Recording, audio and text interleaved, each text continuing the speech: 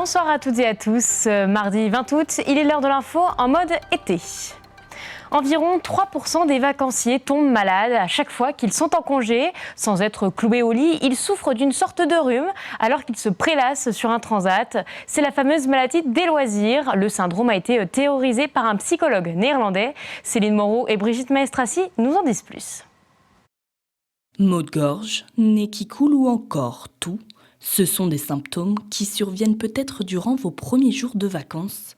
Ce syndrome s'appelle la maladie des loisirs. Ce docteur le remarque chaque année lors de cette période estivale. Lorsque vous souhaitiez enfin vous reposer et ne plus penser au travail, vous tombez malade au mauvais moment lors des premiers jours de vacances.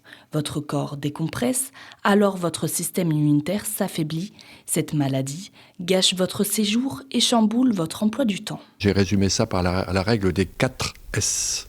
Le sommeil, le stress, le sport et les saisons.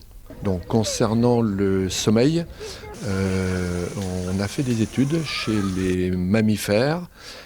On sait que tous les mammifères ont besoin de sommeil pour réparer tout ce qui est neurologique, mais aussi, vraisemblablement, pour réparer le système immunitaire. Une étude scientifique a été publiée sur le sujet dans la revue Psychothérapie and Psychosomatics en 2002.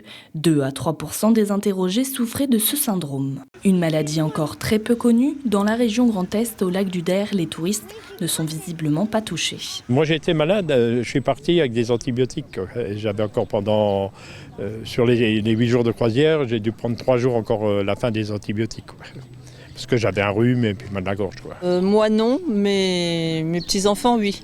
On va chez le médecin, enfin déjà peut-être un petit tour à la pharmacie, puis sinon on va chez le médecin. Non, pour le coup, pour les vacances, c'est quand même ballot quoi. Pour éviter de tomber malade, quelques bonnes habitudes sont à adopter. Il est important de se ménager au maximum, de faire des pauses, de faire de l'exercice régulièrement et de dormir 8 heures par jour. C'est presque devenu une habitude pour cette bijouterie horlogerie de Bar-le-Duc. En moins de 4 ans, elle a vu 2 apprentis être médaillés d'argent au concours Meilleur apprenti de France. La dernière récompense date de 2024. La rédaction vous emmène à la rencontre de ces jeunes pleins de talent. Dans cette pièce se côtoient 2 médaillés d'argent au Meilleur apprenti de France. Hilaire et Samuel sont tous deux arrivés 2e au concours régional. L'un en 2022 et l'autre en 2024. Tous les 2 apprentis dans cette bijouterie horlogerie de Bar-le-Duc, ils ont fait leurs armes sur divers modèles de montres, de pendules ou d'horloges. Et un jour, ils se sont lancés dans l'aventure du Meilleur apprenti de France. On a vu le sujet qui était vraiment assez compliqué. On savait qu'on allait avoir beaucoup de mal et beaucoup de fil à retordre parce qu'il y avait des choses qui étaient assez complexes, on va dire, sur ce sujet-là.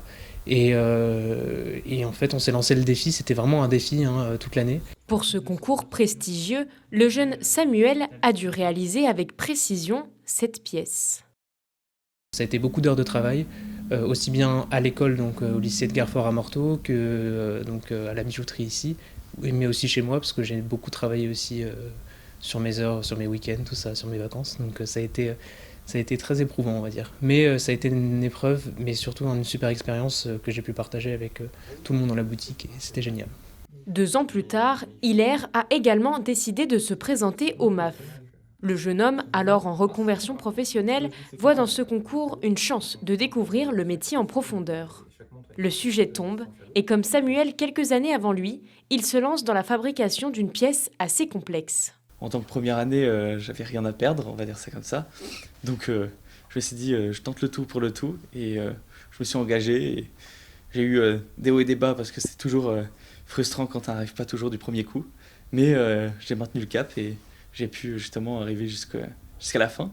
Obtenir la médaille d'argent, c'est une fierté pour ces 2 jeunes passionnés qui ont pu compter sur l'accompagnement de leur maître d'apprentissage, Samuel Pasquier.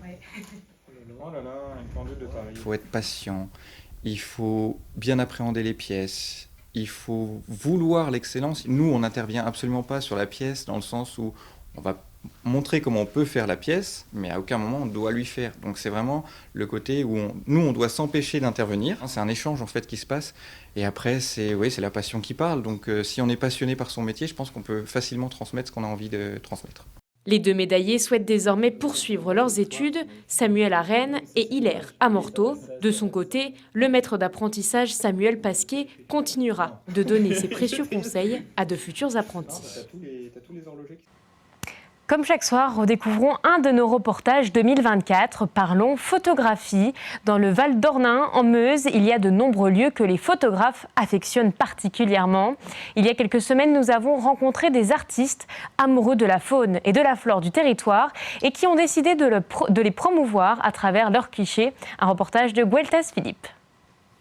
C'est une exposition macroscopique de grandes photos pour représenter les petites choses du paysage que l'on ne voit pas au premier regard, un enjeu pour la commune de Val d'Ornain.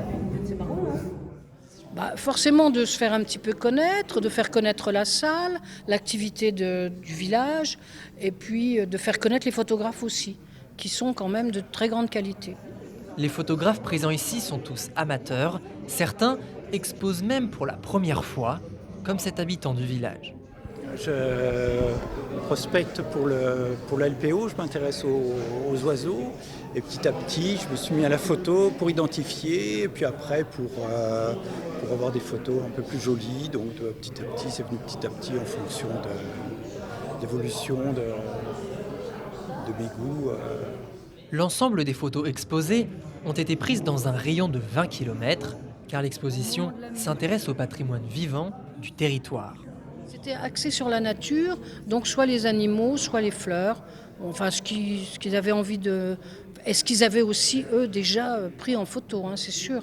Et surtout des plantes ou des animaux du secteur, de l'Est ou du Grand Est. Ce que j'ai voulu montrer, c'est toute la biodiversité qu'il pouvait y avoir juste dans une commune, sans aller chercher des photos dans un parc naturel ou une réserve protégée. En fait, tout près de chez soi, on peut voir plein de nature et donc sensibiliser aussi au fait que il faut protéger ces espaces pour continuer à voir toutes ces espèces qu'on peut voir tout près de chez nous en fait. Ça va de mon jardin ou tout près de chez moi, sur les chemins qui sont autour du village, le long de la rivière, dans les prairies. Donc là on a une émergence de libellule. La larve elle monte le long du tronc, elle se fixe. Et la libellule sort de la larve et ensuite elle se déplie, elle sèche ses ailes et elle s'en va. Donc ça c'est pris au mois de mai, au moment de l'émergence des libellules, quand elles sortent au printemps. Et c'est pris à Bussy-la-Côte, aux étangs, des petits étangs privés qui sont en dessous du village de Bussy-la-Côte. L'événement est en fait une invitation à redécouvrir sa commune en ouvrant l'œil sur les petits moments de vie que nous offre la nature. C'est la fin de votre édition. Merci de nous avoir suivis. On se quitte sur ces images d'une promenade le long du canal de Vitry-le-François. Les agents du service développement social urbain ont organisé tout l'été ce genre de balade pour les Vitrias curieux de redécouvrir leur environnement. Vous le voyez, c'était une promenade en pleine nature. Merci de nous avoir suivis. Tout de suite, la météo et la météo des plages. L'information continue sur Puissance Télévision. Bonne soirée.